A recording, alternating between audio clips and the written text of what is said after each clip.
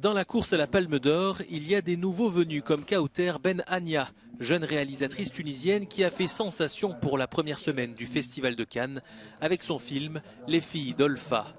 Déjà présente au festival mais dans les sections parallèles, la compétition est forcément impressionnante. J'étais pas ravie, mais j'étais folle de joie quand on m'a annoncé la sélection en compétition officielle et quand j'ai appris le nom des autres réalisateurs, Ken Loach, Wes Anderson, Wim Wenders. Enfin, voilà, c'est juste fou ce qui m'arrive et je suis très contente d'être là. Les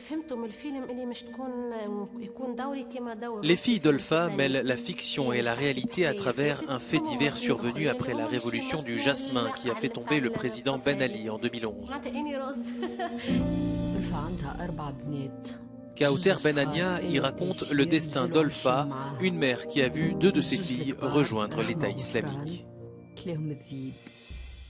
Je trouvais fascinant à quel point l'histoire de Olfa et ses filles, la petite histoire est liée à la grande histoire de la Tunisie, comment la révolution a affecté leur vie. D'ailleurs, Olfa, elle le dit à un certain moment, quand il y a eu la révolution, moi aussi, je voulais faire ma révolution, divorcer son mari, partir, voilà, c'est la liberté, voilà.